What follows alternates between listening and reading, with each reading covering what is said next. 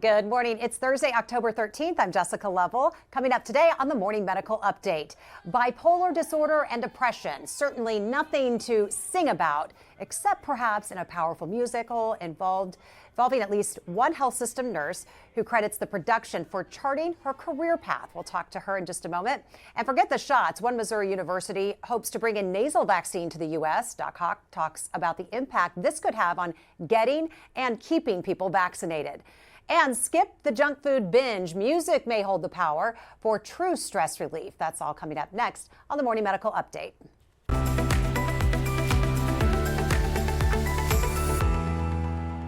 Thank you for joining us here on Facebook, YouTube, and on Twitter. We are live here inside the Dolph C. Simons Jr. Family Broadcast Studio. Make sure you get your questions sent in to us through the links here on your screen, or of course you can put those in the chat thread below. The number sounds alarming. 90% of adults say mental health is a crisis in the United States. According to a new CNN poll, half of those surveyed said they or a loved one had experienced a mental health problem that needed treating. But a Tony Award-winning Broadway musical shines the spotlight on the current national mental health crisis. You don't know what it's like to feel that way. It's called Next to Normal, and it centers on a suburban mother dealing with her worsening bipolar disorder and the effects it has on her family. It also examines the tough topics of suicide, drug abuse, and depression. Now, a local mental health nurse is bringing this important musical message right here to Kansas City. And she's joining us here in studio with us. Registered behavioral health nurse Tiffany Schweigert joins us today. Good morning. How are you? Good morning. Good. Always good to see you. And director of our behavioral health program, Lauren Lucht. How are you? Good morning. Thanks for having me. Tiffany, I was told that when you thought about a career in theater back in the day, that 10 years ago it was this musical that later helped shape your career in mental health care. True? Tell us about that. Yeah. So I directed and produced Next to Normal here in Kansas City 10 years ago. At that point, nursing career wasn't really anything I had looked forward in my future. But this show struck a chord. It's really important. It was certainly important 10 years ago, and it's even more vital today. But yeah, to work with this population of individuals is very special. Well, and you touched on it, and here's some video of your crew rehearsing and getting ready for the performance coming up here shortly. We're going to give dates to that in just a minute. But Tiffany, you mentioned it, why is it so important now more than ever that this particular message and musical get in front of people?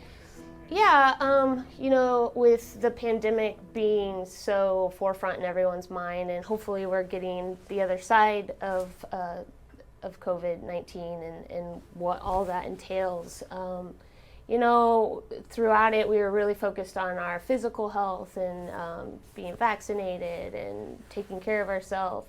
And now, I work at Strawberry Hill. We're seeing a lot of our patients come in with the after effects of that, their mental health. And I hope that people come and see this performance and see that the normalization of mental health and how we all struggle with mental health. And sadly, maybe the pandemic was the catalyst of us all realizing in our everyday lives that, wow, me too.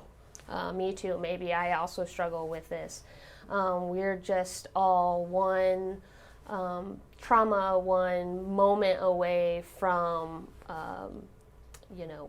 such a true statement. Yeah. We're all a moment away, and we all know somebody. It's starting to creep in and get closer. Yep. If it's not affecting you directly. How are the actors relating to some of these characters in the story? Yeah, so I have a cast of just 6, and it's primarily a family, and then there's a doctor that plays multiple psychiatrists, and then a young man that plays the boyfriend of the daughter. And it's been a very intense, it's been a short process, but intense process, just talking about not only their character development, but just their individual struggles how they have dealt with their own mental or physical health, and how that can relate and pull in to their character. My lead actress, Ashley Young, she struggles with MS, and so that's a chronic illness she has to live with every single day. And we want to normalize mental health, and it's just like diabetes or hypertension, where we got to take our medications every day, and something we live with every single day, and how it affects us. So my cast is really trying to hone in on that, and how we can, again, normalize their disease process. Lauren, you said that we are on the great frontier, and that maybe in a couple of 100 years we'll get there. We're just not quite there yet. What excites you about where we're heading when it comes to mental health research?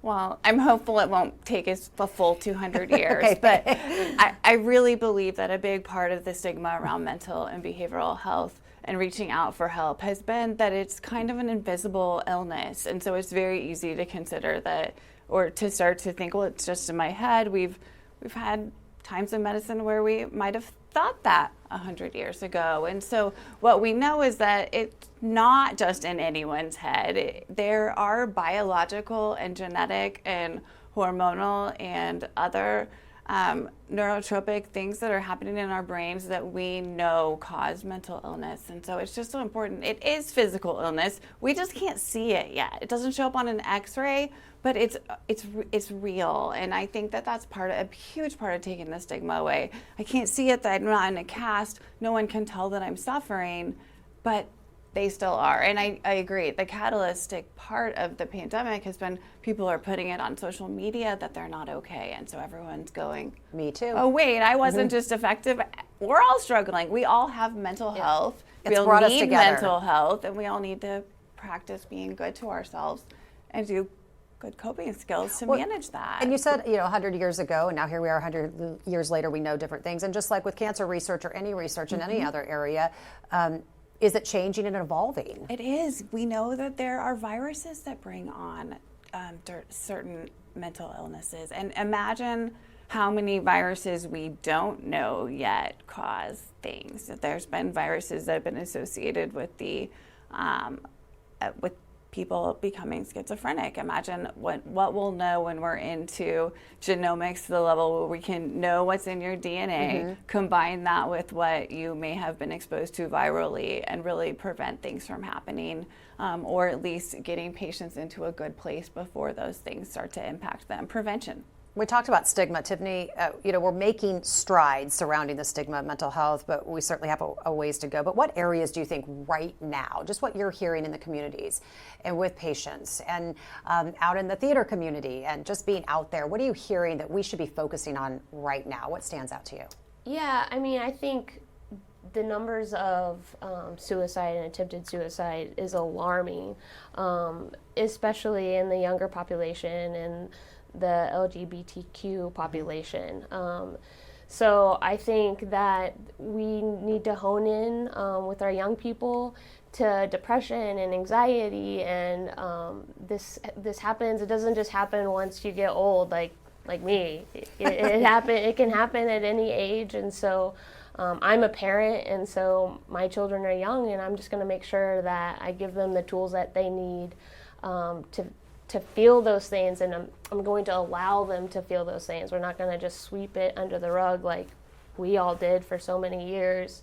But the more we talk about it, the more we normalize it, and we can all come together as a society, then the stigma hopefully will just go away. And we will all feel comfortable going to our doctors to get the medication, the therapy, all these elements that we need to be better. Yeah, the checkups, just like we do every year. Yep. Lauren, we've talked about how the open dialogues have helped, and Tiffany mentioned it, but how do you think that has been helpful in overcoming the stigmas, that we try to just move down the line as much as we can? Well, yeah, exactly what was just said. So continuing to talk about it, keep those lines of communication open, filling our every future generation that hasn't had it, but up with those tools that we know we're going to need to get through and manage ups and downs. That life is going to be filled with things, and that are traumatic, that are cause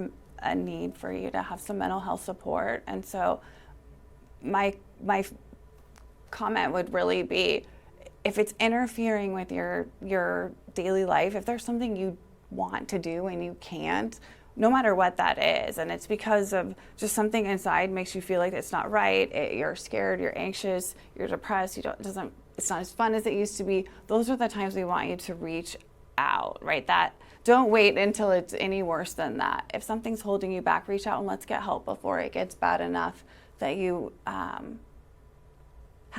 feel like there's so much stigma that you're too scared to then reach out. So, Tiffany, without giving too much away about Next to Normal, this centers around a family, and we know that when it comes to mental health, it takes the support, whether your family is your coworkers or your friends or, it doesn't matter. It's your support group. So talk to us a little bit about how that's managed in this and how this particular musical is helping to dive into some of those deeper issues. And it centers around a mother, and as a mother, as all of us as mothers, we know sometimes we get to that breaking point. And so tell us a little bit about that. Yeah, so it's a family, a mother, a father, a daughter, and a son. And I'm not going to give away too much, but there is a trauma within the family, and the mother suffers from bipolar, and that kind of she's going through her manic moments, and she's going through. There's a whole scene of all the medications we've tried and they're not working, and then they actually try ECT treatment. So obviously we dramatize it a little bit because it is a musical, but just it talks about ECT and the effects that can have on someone with major depressive disorder. Tell people what ECT is. Electric convulsive therapy. Okay, so they still do that, yeah. They do still do this? Still do this. In what realm? And we do it here at KU. We do. Tell us about it a little bit, because I think some people might, if you haven't heard of that, I mean, we do think of medication, so tell us. ECT is absolutely a life-saving treatment for patients in catatonic states. It's also been shown to be very, very helpful for patients who are struggling with treatment-resistant depression. And so, like different forms of neuromodulation like TMS or other procedures, and this is where I get really excited about where mental health is going, because I think we're going to continue to create and develop and identify additional interventions that are very helpful. So who would be a good person for ECT? You said that it would be somebody who is resistant, but how does it actually physically work? And resistant, I don't mean as a human. I mean that their depression is not responding physically to the resistant. Correct. Yes, that's what I mean. Their depression is not responding well to our other treatments. And the next line of after we've tried from a pharmacology standpoint, we might look at adding a course of ECT into that therapy, and it's effective to good results. To good results. Yes. But that's what we talk about.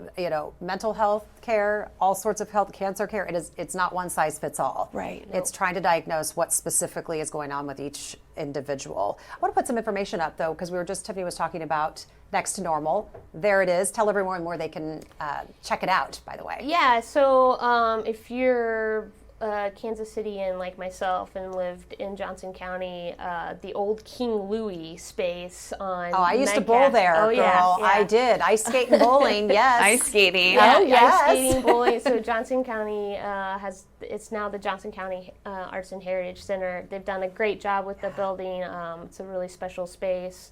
But there is a black box theater in that space. And so that is where it's at. So it's right off of Metcalf. The Barn Players are the theater company that is producing it. We open next Friday, the 21st, and there's like 8 performances. So we're really excited to show Kansas City this beautiful Bring Tissues, but it's really important. It's a great show. The cast is just ridiculously talented, so I'm just thrilled. We're excited to see what you do with it. Yeah. We're going to keep talking, but I want to get to Dr. Dana Hawkinson, Medical Director of Infection Prevention and Control, joining us with our COVID numbers. Good morning to you. Yeah, it sounds real fun to get out there and a nice evening. for right now in the health system, our numbers are still staying low for active infections. We have 19 active infections, with 1 in the ICU and 0 on the ventilator. We still have 22 additional in that recovery period, but overall, it is good to see that the last couple days, our active infection numbers have continued to decrease. So I think overall it's good. We're just kind of waiting for any possible surge that maybe come in the next few weeks, maybe with SARS-CoV-2, but also, of course, influenza. All right, Dr. Hawkinson, a nasal vaccine for COVID-19 based on technology developed at Washington University in St. Louis is on the path to becoming available in the U.S., Europe, and Japan. What else do we know about that? Yeah, I mean, it looks like it was originally, there were some agreements made for initial development and testing in India. Again, it was from researchers at WashU in St. Louis. Looks like it's an adenoviral vector vaccine, kind of similar to what Johnson & Johnson uses as far as the adenovirus vector, but it is intranasal, and what they're really looking for and hoping for is that it induces more of that mucosal immunity, that immunity in your respiratory tract to help block infection even better. So certainly any new things that we have in our armamentarium to help prevent disease is going to be good. If this also helps prevent infection, it will be very good. But also remember, some people do have a fear of needles, and so this will help take that out of the equation as well. Okay, a new strain of COVID called XBB. It's being called the most immune evasive yet, meaning it has the greatest ability to evade antibody protections among newly emerging variants. It's having a big impact in Bangladesh and in Singapore. Would we need to worry about that here? Well, I mean, I think eventually. However, I think we just have to go back to the variant itself, and we continue to hear this variant is more evasive than the last. It's more easily transmissible than the last. We keep hearing that.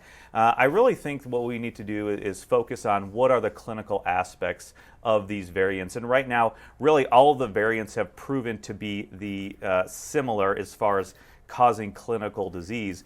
Delta was maybe a little bit more severe or having higher risk of severe disease, but all the other variants are very similar. So until we see evidence and data to support the fact that one variant is causing more severe disease than the other, or we see data that doesn't that supports the fact that our T cell immunity, and again, that is our major immunity that helps prevent hospitalization and severe disease, that those variants are able to evade that immunity, I think we should be concerned at that point. But right now, I wouldn't be too concerned. Certainly, we need to continue to investigate and ask those questions. But I think this is just kind of one more story that we have been seeing since the beginning of the pandemic, and we just keep doing that. Again, keep everybody up to date with their vaccines. We know they continue to work very well, but also we need to keep doing those investigations and those studies to look at exactly what is going on with those specific variants and how they interact with our body. Doc Hawk, thanks so much. Let's see if we have any reporters on the line today. Well, let's get to our community. All right, let's get to Lucinda. She says, I have a theater background, and this is a pretty heavy topic. What have rehearsals been like, Tiffany? You mentioned it a little bit earlier, but just kind of take us inside when you're dealing with a heavy topic. I mean, I always say it's not your grandma's musical. It's not the musicals that we kind of remember from the 50s and 60s. This is heavy topics being presented in a different way. Yeah, it's a great question. It's not your Oklahoma. No, it's not. And for me, now that I have a new career as a nurse and 4 very busy kids, I'm going to spend my time directing shows that just really are important, and I have ties to personally. So it's been heavy. I have a choreographer and assistant director, Sarah Bizek, that is wonderful. She's got some degrees that have given her a lot of input on how we can leave the rehearsal, and she's sending happy things of like, watch this. So like, I always give myself my ride home after rehearsal to decompress. I think a lot of us do that after any job. But it is, I get home and I can't turn my brain off, and so it's like watch a episode of Golden Girls. That's what I do. I do that too. Yeah. I know. And then it's 30 minutes, and it's like, it's great. But I love They are part of our mental health needs. I love this. But yeah, it's been heavy, and we check in, and we do the best we can. But it's important to feel those and to connect with those characters because we want it to be real. Mm-hmm. So I have a question from Sam who says, I saw Dear Evan Hansen on Broadway. I saw that too. I did too. Very powerful. It deals with suicide. So how do you think that these sensitive topics presented in this artistic way help with the message? Do you think it helps get people in the seats in the theater? Do you think just bringing it to people in a creative way helps? I think so. I think it's like any movie or TV. It's like, oh, I see that person that is going through the same thing as I am. And again, I've used this word a couple of times today, but just normalizing our everyday struggles, whether it's depression or suicidal ideations. There is that little thing in our brain, and some of us just have a hard time turning it off. So Dear Evan Hansen is an amazing piece of artistry, and I actually saw it on Broadway. I love it. Yeah. But Next to Normal is similar. It's dealing with the pain we have inside and what we do to release that. Well, and maybe that's what you're saying. It normalizes it. Yeah. We're now we're not showing you Oklahoma or the Music Man. We're going to present you in this reality, Very real. Yeah. reality and life. And if they're making a musical about it, something tells me this is affecting lots and lots of people. So Juan has a question, Lauren, and this is very broad, but maybe you can hone in on something here. But are there protocols to prevent mental illness in the U.S.? And maybe you can just protocols. That's an interesting word. There are a lot, and every day there are more and more evidence-based treatments. In terms of protocols, schools are developing programs. States are working on statewide comprehensive behavioral health services. Our nation has SAMHSA, which focuses on dropping down funding for behavioral health programs across our country. So yes, there is structure, but what we've struggled with, again, is will people feel comfortable accessing those services? And now that people are, we found that there is more demand than there is supply. And so we've really quickly shifted the number of people who are willing to seek help and want to seek help quite faster than we've been able to grow and add additional professionals. And so I think that has become a challenge for people as well. We want to encourage people to use their EAPs, reach out to friends and family, peer groups. There's a lot of ways, but don't just hold it in. Right. Anything to add to that, Tiffany? Just your thoughts? Yeah, it is alarming the individuals that need to seek help. And for me, and I work in a health system, it's easier. It's readily available. But there's others that maybe they don't speak English well. Maybe they don't have a car to get to where they need barriers. to go. We talk about the barriers. And so we just really need to get the community more involved. Meet people where they're at, figure out what the barriers are, try to come up with solutions for the barriers. Yep. John wants just to know in general what your thoughts are, Tiffany, and Lauren, you can jump in, just about having mental health in pop culture in general. I mean, we see it, again, it goes back to the normalizing, seeing it on our social media feeds. It's incorporated into even the sitcoms that we see and movies. And how do you think that's moved the needle, if you will? Yeah, well, I think that anytime you're talking about something, it's not going to be a detriment. But we don't want to... What's the word I want to use? It's not like that it's cool. We don't want to make it like trivial, right? Like this is an actual issue and that people live with every single day. So I'm glad that it's out there and we're normalizing it, and Broadway musicals dramatize things to an effect, but it is very real and there's some heaviness to it, and so I just don't want it to get out of hand, I guess. No, and that's a really good point. I see what you're saying, and to where it's just kind of now part of the background and we don't really pay attention to it. And this is kind of the new thing because COVID, now everybody's talking about it, but then eventually things start to kind of be swept under the rug again. Right, Any right. The concerns with you? pendulum, right? It's not life does not look like the Golden Girls, even though that is very We wish. calming. We wish. But some of us grew up watching that on TV and thinking, well, my life might not look like that now, but that must be what real life looks like. And so that it's really about being real with ourselves. And so if these conversations help us realize that there is no perfect world. The three of us will not be retiring together in Miami. I mean, we can do whatever we want to do, but we will not all, it won't quite look like the Golden Girls. Sure. We'll have a blast. Yeah, but it might not look like that Right. because we'll have more ups and downs and that's okay. that emotion we'd be sharing. And so we'd probably be pretty mentally healthy because we would be having those conversations Exactly. and not pretending like we're just fine and then going to our rooms and crying Exactly. by ourselves. So That's a really community, belonging. We have a question from one of our viewers. Just again, we wanted to pop up the information about where you can check out Next to Normal. So I want to put that. So there are the dates, and then you just go to thebarnplayers.org. Is that right, Tiffany? Yeah, You can there get should be tickets? like an Eventbrite link to purchase tickets for any of the 8 performances, and or show up.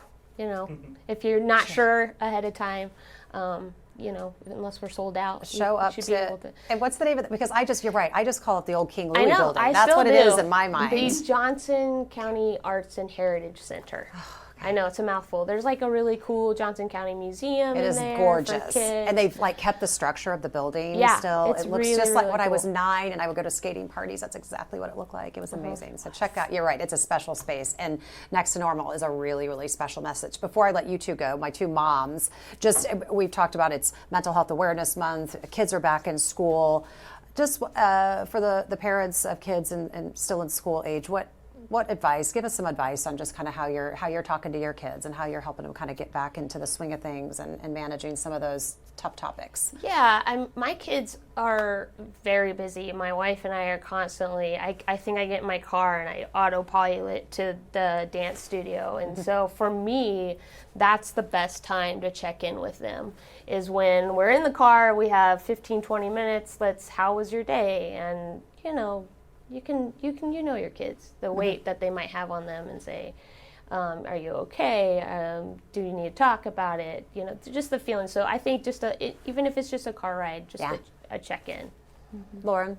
Yeah, we talked about this. I so believe in the power of communication and just being yourself, making it so your kids can tell you anything, no matter how embarrassing it is, and making sure that they know that's okay, and then exposing them. I mean, I share a lot with my kids about what we see and what we do, so that they know there's places to get help should they or their friends ever need that. And so I plan on taking my kids to see the show, and I know there's a lot of parents that may not do that. Certainly want to make sure it's age appropriate. Mine are a little older, but I like to expose to things like that and then have discussions to process, because it almost always comes out, oh my gosh, that happened to my friend last week. And so again, it's just another way to hopefully connect people. That's a good light bulb moment for me. It was like, present them with a story, a book, a movie, a moment, and then let that conversation just start to take over. We don't want to present them only with the Golden Girls. Correct, Yes, right. correct. Exactly. Life is not totally golden. Joellen wants to know, are there any light moments in the production? Light as in... a little comic relief every now and then? Oh, Okay, yeah. I mean, the show, the writers won a Pulitzer for it because of all that it, enlightens. But, there's definitely humor in it. But it is, she made a good point. My daughter's 10, and she's gone to theater shows since she was 18 months old. But this isn't one I will be taking her to at 10. There's some language because it's just so real.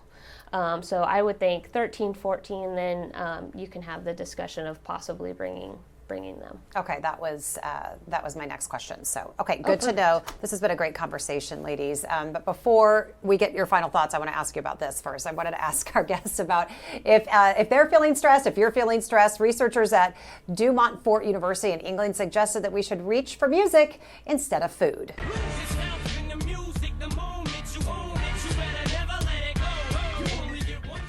The study shows that some powerful music for distressing includes the music of Eminem, Amy Winehouse, and Linkin Park. That's according to the women who took part in this research. They said listening to these artists helped to release feelings of anger or sadness that they normally would soothe with food. The music cut their reliance on snacks in half. So why music works to help people eat less is not totally known, but experts suggest it could be linked to the release of happy hormones like dopamine and serotonin. I mean, music is all good stuff. How scientific is that? Well, I'm certainly not the scientific expert on that, but I could think of a lot of brain processes around our amygdala and different things that would get activated that would cause music to be a nice alternative to any type of fight or flight response, or just a way to kind of get that out. Right. You hear about athletes talking about getting some of that out on the field, take it out on the ball. I hear that in baseball behind the as I'm cheering for my son. And so, I think if music can be that outlet, it is. And I think music for a long time has caused, great music causes good internal emotion. Causes emotion. And it's not all happy emotion. It is sometimes sad emotion, and we have to get that out. Again, we can't hold it in I all the listen to time. songs on the way to work, and I'll be in tears by the time I hit the parking garage, just because I'm thinking of something that just triggered an emotion about something or someone. And then I'm blaring the music, and it's getting me pumped up for a big, busy day. So as somebody who's putting together musicals, what are your thoughts? I love music. I've always loved music. I think so. Like on the way to a baseball game, my son might be a little anxious, and we're putting on, pumping it up. Trying to get him excited, trying to forget about the anxiety that he has inside. But yeah, I love music. I think at Strawberry Hill we have music therapy as one of the coping skills we're teaching our patients. But next to Normal, you're going to hear, it's a modern rock musical is how they describe it. So we have a band, I'm not even going to say an orchestra, we have a band that plays. Our guitarist, Bill Wood, he worked with me 10 years ago when I did this, and he's playing it again, and it's fantastic. So I think even if you're just into music, Next to Normal is a great. I don't know if you could go to any musical and not walk away feeling like I took something from that. Oh, absolutely. I mean, whether you feel good, it's left you with a great message, and this is going to do both. And Joe Ellen says, please bring these two guests back. Oh. So you'll have to come back. Do you promise? Promise. Okay, okay. So I do want to get your final thoughts before we go. And just, Tiffany, what do you want us to know? I want people to start normalizing mental health. I want people to be able to say, me too, and I'm not okay, and that's okay. It's okay that I'm not okay. And, during the pandemic, I had a group of girlfriends that I've known since I was very young, and we met Thanksgiving, and then pandemic happened, and we do Marco Polo, and we do it often, and we're constantly checking in with each other.